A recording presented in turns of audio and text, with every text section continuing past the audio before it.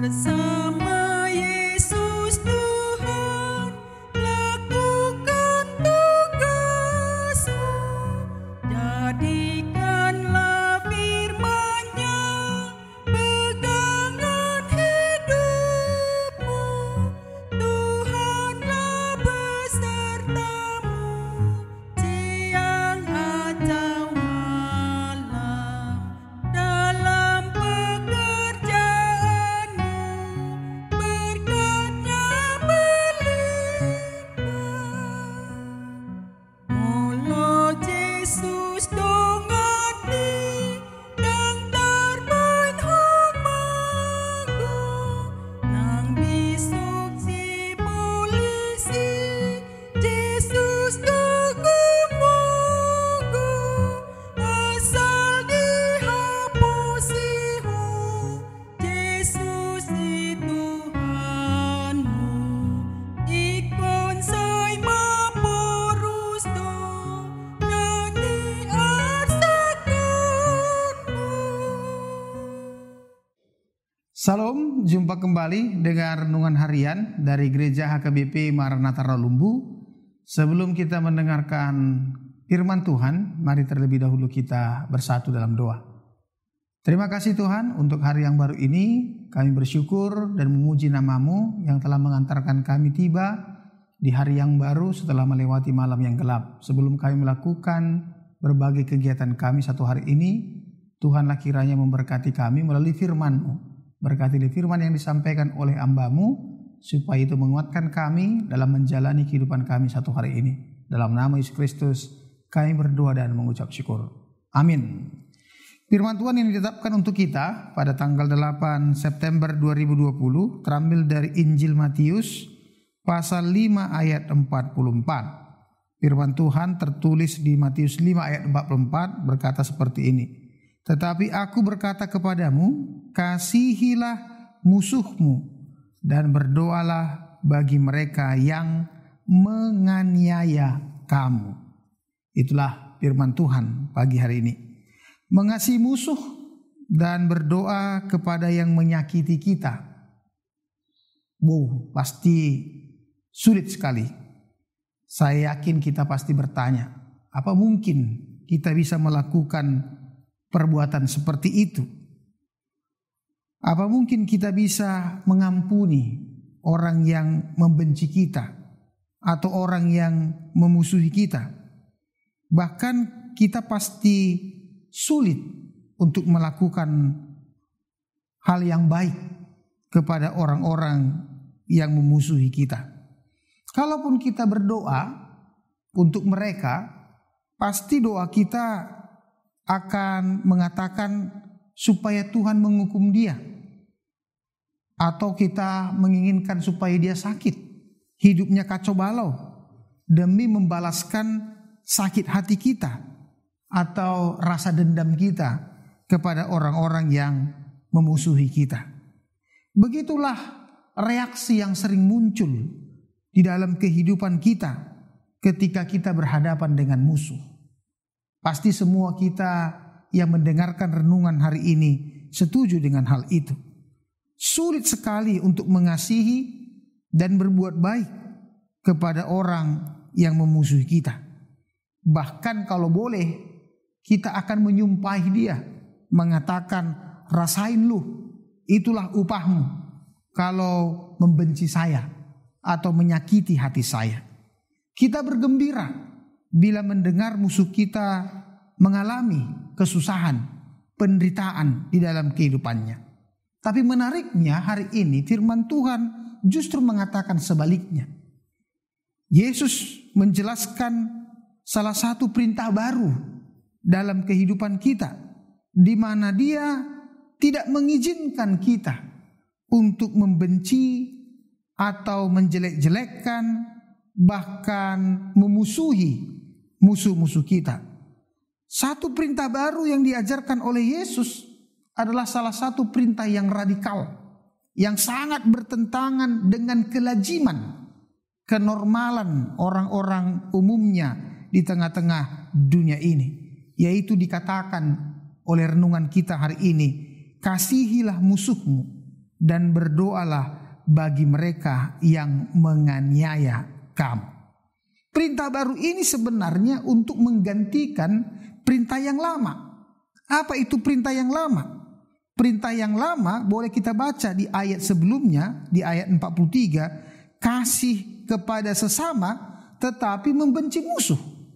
Jadi kita bisa mengasihi sesama tapi kita membenci musuh. Itu perintah yang lama. Perintah yang baru tidak seperti itu. Perintah yang baru adalah bagaimana kita mengasihi sesama kita tetapi juga mengasihi musuh-musuh kita. Lalu yang kedua adalah perintah yang lama yang sangat berkembang pada zaman perjanjian lama adalah mata ganti mata, gigi ganti gigi, tangan ganti tangan, dan kaki ganti kaki. Itu bisa kita lihat di Keluaran 21 ayat 24 sampai 25 yang lebih terkenal disebut dengan hukum lex talionis. Perintah lama ini kalau dilakukan sampai hari ini bisa kita bayangkan bagaimana susahnya kehidupan kita. Kalau mata ganti mata, gigi ganti gigi, tangan ganti tangan. Desmond Tutu, seorang pastor Katolik, pernah mengatakan, yang pernah meraih hadiah Nobel, seandainya hukum itu diberlakukan, betapa banyaknya lah orang-orang buta di dunia ini. Betapa semakin banyaknya lah orang-orang yang ompong, yang tidak punya gigi lagi, bahkan tidak punya kaki dan tidak punya tangan. Karena mata ganti mata, gigi ganti gigi, tangan ganti tangan. Itu sebabnya Yesus tidak menginginkan hal itu terjadi dalam kehidupan kita. Justru Yesus memberikan perintah baru yang sangat berbeda dengan perintah yang lama, yaitu untuk mengasihi musuh dan berdoa kepada mereka. Sekali lagi, pasti tidak mudah untuk melakukan perintah ini, tetapi sebagai anak-anak Tuhan, sebagai pewaris-pewaris kerajaan Allah, suka atau tidak suka, kita harus melakukan hal seperti itu. Jangan kita katakan diri kita anak-anak Tuhan kalau kita tidak mampu mengasihi sama atau juga mengasihi musuh-musuh kita. Apalagi mereka itu adalah orang-orang yang sama diciptakan Tuhan di tengah-tengah kehidupan ini. Bapak, Ibu, saudara-saudara yang dikasihi Tuhan kita Yesus Kristus, kenapa kita harus mengasihi orang lain? Bahkan dikatakan mengasihi musuh-musuh kita. Yang pertama adalah bagi sebagian besar orang, musuh memang pantas untuk dibenci.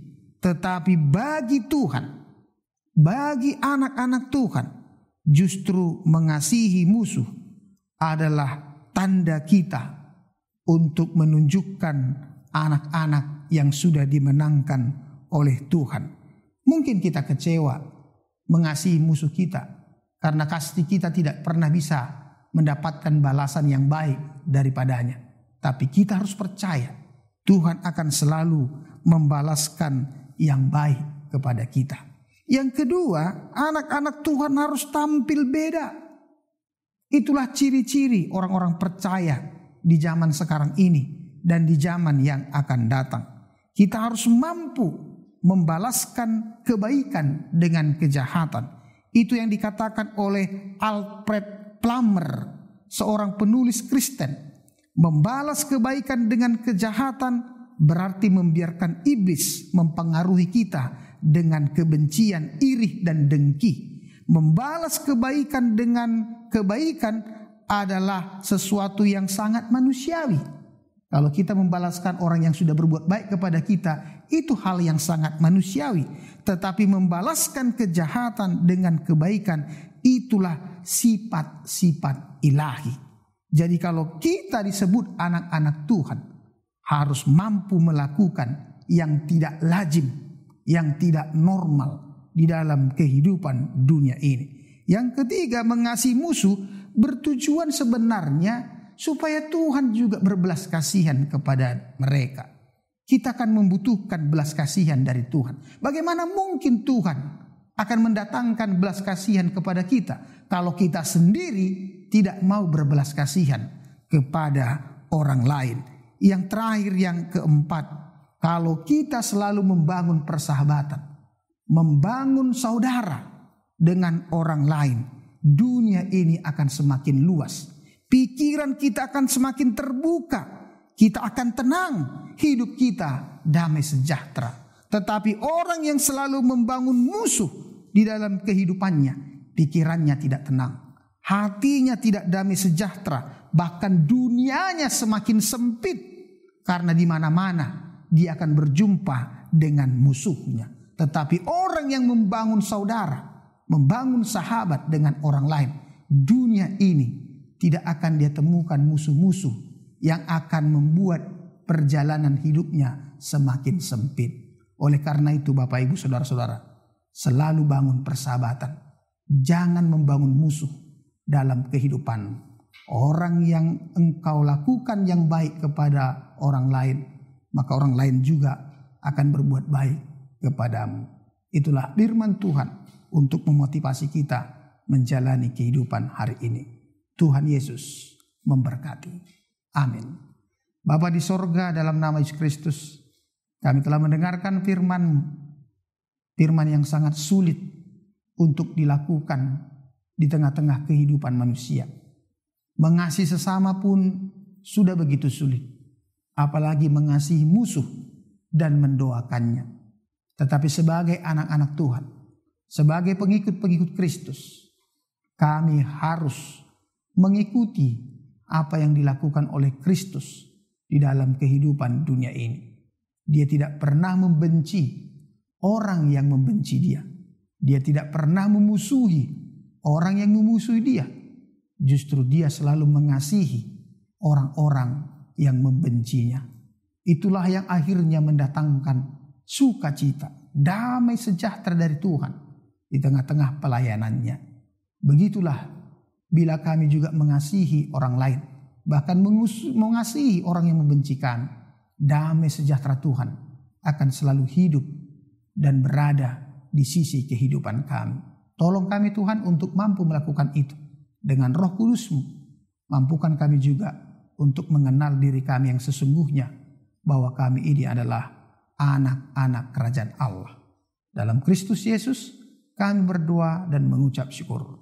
Anugerah Tuhan kita Yesus Kristus, kasih setia dari Allah Bapa, serta persekutuan dengan Roh Kudus, itulah senantiasa memberkati engkau sekalian. Amin.